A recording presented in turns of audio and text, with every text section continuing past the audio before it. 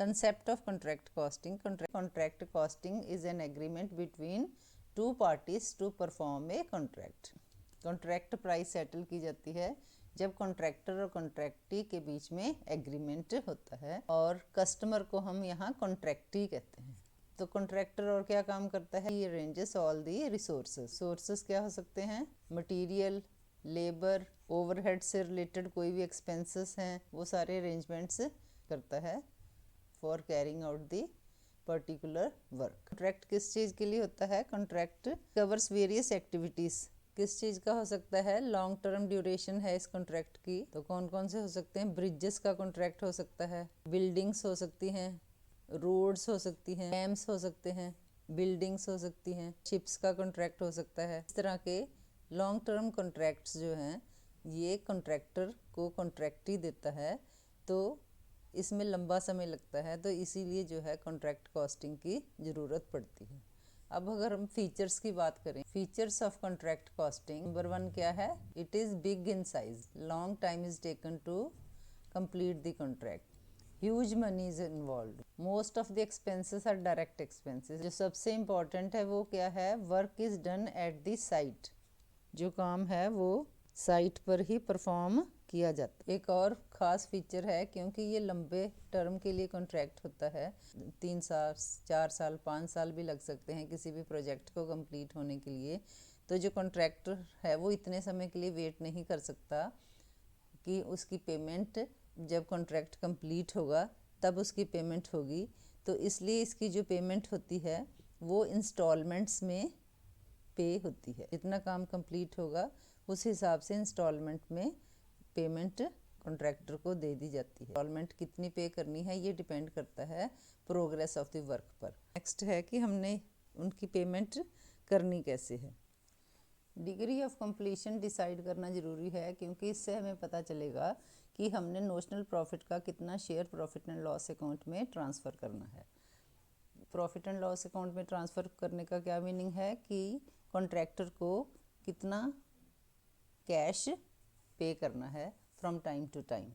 तो फर्स्ट जो कंडीशन है वो क्या होती है, if contract completed is less than 25% of the total contract price, तो no profit will be transferred to the contractee. Second condition है more than 25% but less than 50%। जो हम कॉन्ट्रैक्ट अकाउंट बनाएंगे तो 1/3 of the notional profit multiply by cash received over work certified.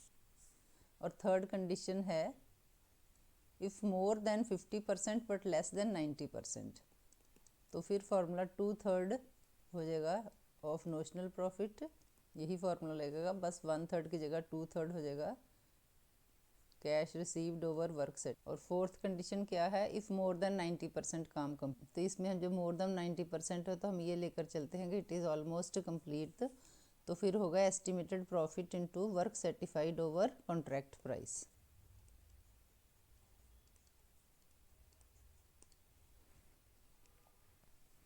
तो contract account, ये contract account का format है, जितना भी हमारा कॉन्ट्रैक्ट नंबर हो वो यहाँ पर हम एंटर कर देते हैं, और डेबिट साइड हमारी ये बन जाती है और ये हमारी हो जाती है क्रेडिट साइड।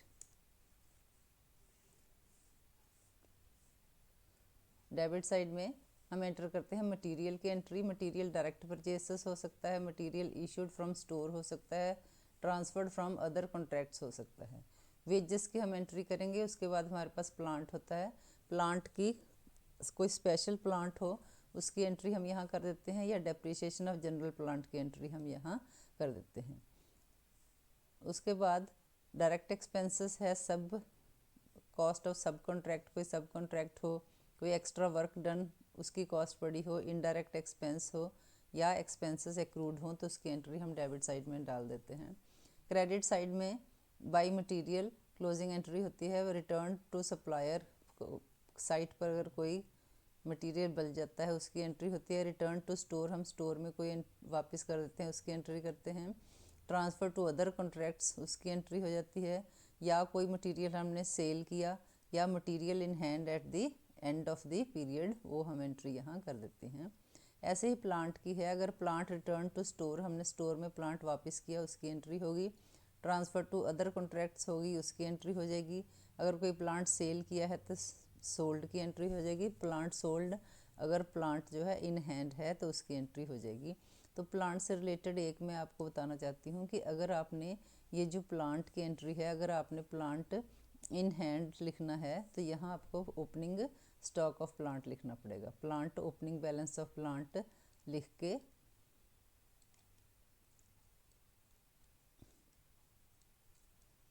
यहाँ एंट्री करनी पड़ेगी। फिर आप closing balance of plant in hand लिख सकते हैं, या इसी एंट्री को आप दूसरे तरीके से लिख सकते हैं कि आप ओपनिंग और क्लोजिंग बैलेंस ऑफ प्लांट मत लिखिए, उसकी जगह डायरेक्टली डेप्रिसिएशन भी आप डाल सकते हैं। तो जैसे ये लिखा डेप्रिसिएशन ऑफ जनरल प्लांट, तो आप डेप्रिसिएशन की एंट्री करके तो फिर दोनों में से एक एंट्री आपने करनी है, या डेप्रिसिएशन की एंट्री कर देनी है या आपने ओपनिंग और क्लोजिंग बैलेंस की एंट्री करनी है। जो आपको इजी लगे उस हिसाब से आप पोस्टिंग कर सकते हैं। नेक्स्ट है कि प्रॉफिट एंड लॉस अकाउंट को क्या आपने ट्रांसफ़र करना है। अगर कोई मटेरियल लॉस हो गया, स्टोलन और डिस्ट्रॉयड हो, वो एंट्री कर देते हैं, या कोई प्लांट लॉस्ट, स्टोलन और डिस्ट्रॉयड हो उसकी एंट्री भी यहाँ हो जाती है। नेक्स्ट है कि वर्क इन प्रोग्रेस की एंट्री, या अगर कॉन्ट्रैक्ट कंप्लीट हो गया हो तो बाई कॉन्ट्रैक्टी अकाउंट लिख के हम पूरे कॉन्ट्रैक्ट प्राइस की एंट्री यहाँ कर देते हैं अगर हमारा कॉन्ट्रैक्ट कंप्लीट हो। लेकिन जब तक हमारा कॉन्ट्रैक्ट कंप्लीट नहीं हो जाता, क्योंकि ये लॉन्ग टर्म का कॉन्ट्रैक्ट होता है तो ये टाइम लगाता है, 2-3 साल लग जाते हैं, तब तक आपने ये एंट्री करनी है वर्क इन प्रोग्रेस अकाउंट की एंट्री। तो इसमें आप क्या लिखेंगे, वैल्यू ऑफ वर्क सर्टिफाइड और value of work uncertified. Value of work certified वो अमाउंट होता है जो कंप्लीट वर्क हम कंप्लीट हो गया और उसका हमें वर्क इन प्रोग्रेस है लेकिन उसका हमें सर्टिफिकेट मिल गया है, वेरिफिकेशन हो गया है कि हमारा काम जो है वो ओके है, तो उसका हमें सर्टिफिकेट मिल जाता है, तो उसको हम कहते हैं वैल्यू ऑफ वर्क सर्टिफाइड। और जिसका भी हमें वेरिफिकेशन का सर्टिफिकेट नहीं मिला तो उसको हम लिखते हैं अनवेरीफाइड वर्क। अब इन दोनों कॉलम्स को जब आप टोटल करोगे तो यहाँ आपका आ जाएगा टू नोशनल प्रॉफिट।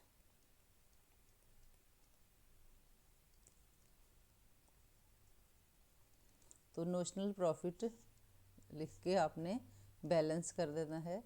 फिर ये जो नोशनल प्रॉफिट है इसको हम कैरी फॉरवर्ड कर देते हैं क्रेडिट साइड में, बाई नोशनल प्रॉफिट लिख के यहाँ पर हम एंट्री कर देंगे। फिर ट्रांसफ़र करना है कि किस हिसाब से ये कितना amount profit and loss account के जाएगा और कितना अमाउंट हम वर्क इन प्रोग्रेस के लिए कितना अमाउंट हम अपने पास रिज़र्व रखेंगे।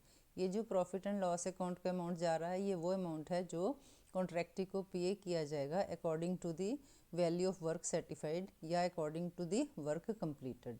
तो इसकी कितने % हमने इधर डालना है और कितना रिज़र्व में रखना है, उसके लिए आपने डिग्री ऑफ कंप्लीशन देखना है कि डिग्री ऑफ कंप्लीशन कितना है। जो मैंने अभी आपको समझाया था कि डिग्री ऑफ कंप्लीशन कैसे देखना है, 25% है या लेस देन 25% है या मोर देन 25 लेस देन 50% है, उस हिसाब से आपने नोशनल प्रॉफिट का share profit and loss account को ट्रांसफ़र कर देना है। नेक्स्ट जो हम बनाते हैं वो क्या है, बैलेंस शीट। बैलेंस शीट ये हमारे पास है बैलेंस शीट का format. Profit and loss account liability side में लिखा जाएगा तो उसमें हमने प्रॉफिट ऑफ द कॉन्ट्रैक्ट लिखना है। तो ये स्पेसिफाई करना है कि कौन सा कॉन्ट्रैक्ट नंबर है, किसका प्रॉफिट है। अगर किसी कॉन्ट्रैक्ट में से हमें लॉस हुआ है तो वहाँ भी हम प्रॉफिट में से लेस कर देंगे लॉस ऑफ द कॉन्ट्रैक्ट। उसके बाद सन्ड्री क्रेडिटर्स में हम क्या एंटर करेंगे, वेजेस है आउटस्टैंडिंग या डायरेक्ट एक्सपेंसेस है या कोई और एक्रूड एक्सपेंस है, उसकी एंट्री हम यहाँ कर देंगे।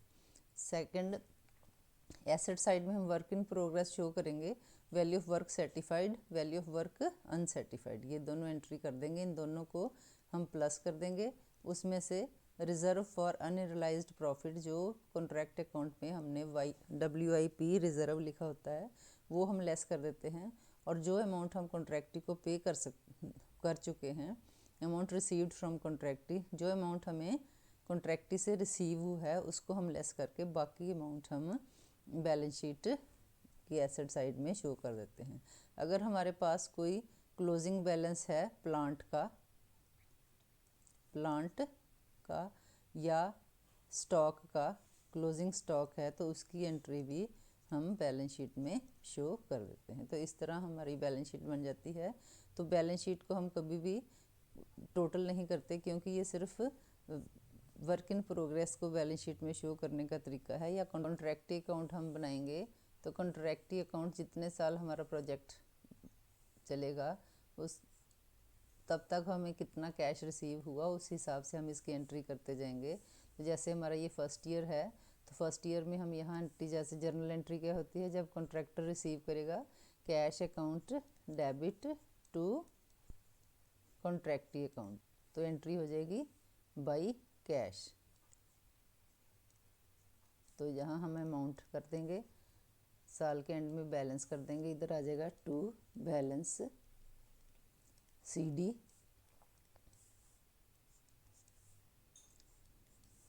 सेकेंड ईयर में फिर ये ट्रांसफ़र हो जाएगा बाई बैलेंस BD। और अगर कैश रिसीव किया है तो फिर एंट्री हो जाएगी बाई कैश अकाउंट।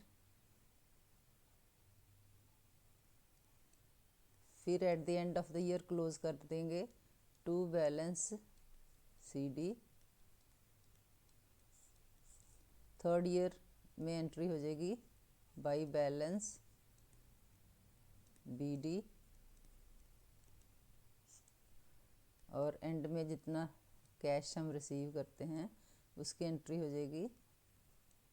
और अगर इस साल हमारा कॉन्ट्रैक्ट कंप्लीट हो जाएगा तो एंट्री हो जाएगी टू कॉन्ट्रैक्टी। तो स्टूडेंट्स, आज के लिए बस इतना ही।